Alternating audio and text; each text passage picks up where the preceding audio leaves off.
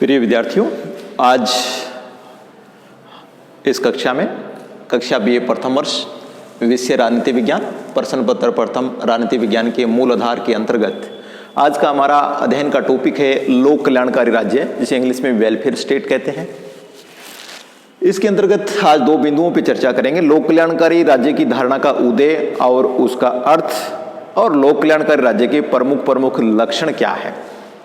तो सबसे पहले लेते हैं लोक कल्याणकारी राज्य की धारणा का उदय व अर्थ। लोक कल्याणकारी राज्य का अर्थ है शासन शक्ति का प्रयोग संपूर्ण जनता के कल्याण के लिए करना, यानी सरकार और राज्य द्वारा शासन शक्ति का संचालन इस तरह से किया जाएगा कि अधिकाधिक मात्रा में जनता की भलाई हो, जनता को सुख सुविधाएं मिले, उसके कष्टों को कम किया जा सके।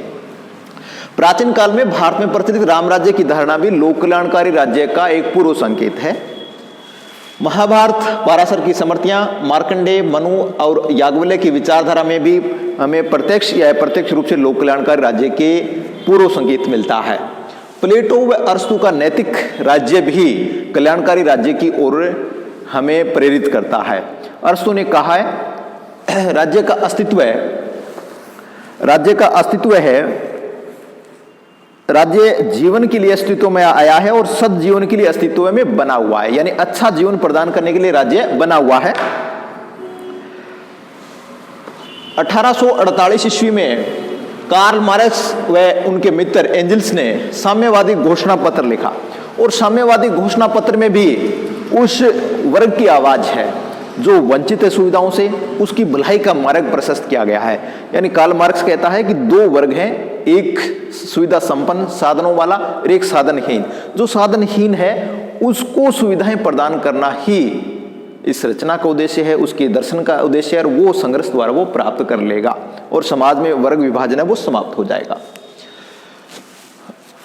1918 ईस्वी में इनसाइक्लोपीडिया ऑफ सोशल साइंस में लोक कल्याणकारी राज्य का अर्थ बतलाते हुए कहा गया है, लोक कल्याणकारी राज्य का तात्पर्य या अर्थ एक ऐसे राज्य से है जो अपने सभी नागरिकों को न्यूनतम जीवन स्तर प्रदान करना अपना अनिवार्य उत्तरदायित्व समझता है। यानी लोक कल्याणकारी राज्य वह राज्य है जो अपने सभी नागरिकों को न्यूनतम जीवन स्तर प्रदान करना चाहता है। यानी एक ऐसी निर्धारित मापदंडानुसार व्यवस्था सभी नागरिकों को मिल जानी चाहिए ताकि कोई भी अपने विकास में पीछे नहीं रहे। T.W. केंट ने कहा है, लोक हितकारी वह राज्य है जो अपने नागरिकों के लिए व्यापक समाज सेवाओं की व्यवस्था करता है। यानी व्यापक समाज सेवाओं की व्यवस्था करने वाला ही राज्य लोक कल्याणकारी है। ये व्यापक जो समाज सेवाएं हैं उनमें शिक्षा है, स्वास्थ्य है और भी ऐसी आधारभूत सुविधाएं और सेवाएं सम्मिलित हैं जो नागरिकों के विकास के लिए आधारभूत हैं, बहुत जरूरी है। डॉक्टर अब्राहम ने कहा है, कल्याणकारी राज्य वह है जो अपने आर्थिक व्यवस्था का संचालन आय के अधिकाधिक समान वितरण के उद्देश्य से करता है।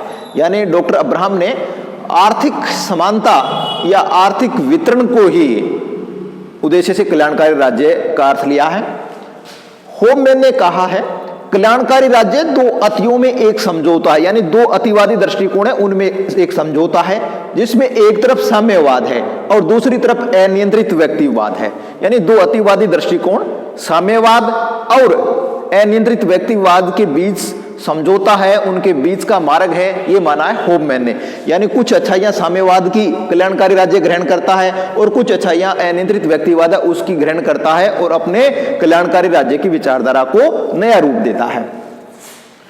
अगर हम डॉक्टर जवाहरलाल नेहरू की बात करें तो उन्होंने भी कल्याणकारी राज्य पर कहा है, सभी व्यक्तियों को व्यक्तित्व के विकास हेतु समान अवसर प्रदान करना, अमीरों और गरीबों के बीच अंतर मिटाना और सभी नागरिकों के जीवन स्तर को ऊपर उठाना लोक कल्याणकारी राज्य के अनिवार्य तत्व है।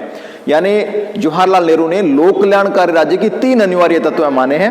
पहला, समान अवसर प्रदान करना, यानी जितने भी देश के नागरिक हैं सबको अपने व्यक्तित्व के विकास हेतु समान अवसर प्रदान करना। दूसरा, अमीरों और गरीबों के बीच अंतर है उसको मिटाना। और तीसरा, सभी नागरिकों के जीवन स्तर को ऊपर उठाना, यानी सबको समान प्रकार से सुविधाएं उपलब्ध करवाना ताकि सभी साधन संपन्न हो सके।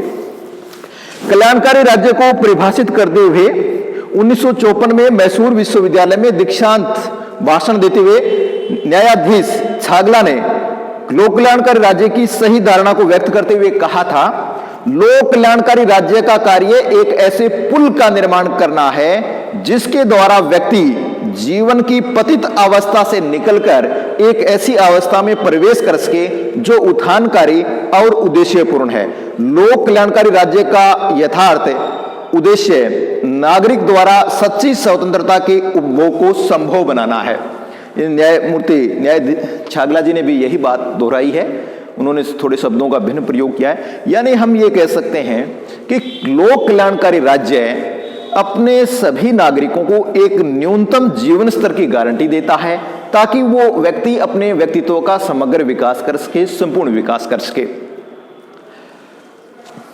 अगर लोक कल्याणकारी राज्य के लक्षण देखें तो वो 5 प्रमुख लक्षण हैं। पहला है आर्थिक सुरक्षा की व्यवस्था करना, यानी सभी व्यक्तियों को रोजगार प्रदान करना, न्यूनतम जीवन स्तर की गारंटी सुनिश्चित करना, अधिकतम समानता की स्थापना करना।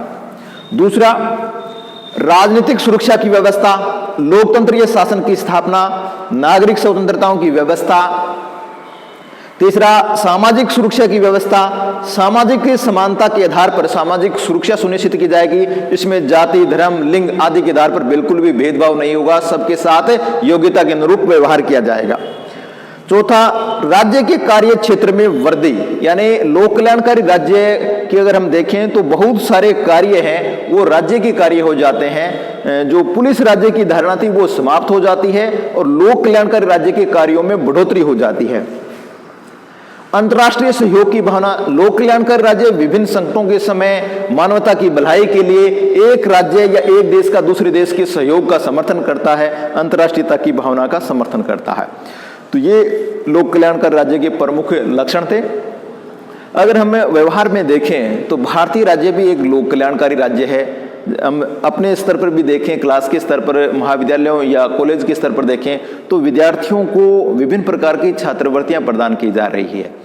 तो वो उनके सामाजिक स्तर के आधार पर, आय के आधार पर उन विद्यार्थियों को जो पढ़ाई या शिक्षा प्राप्त करने के मार्ग में जो बाधाएं आ रही है उनको न्यूनतम किया जा सके और वो भी अन्य साधन संपन्न विद्यार्थियों के समकक्ष शिक्षा ग्रहण कर सके।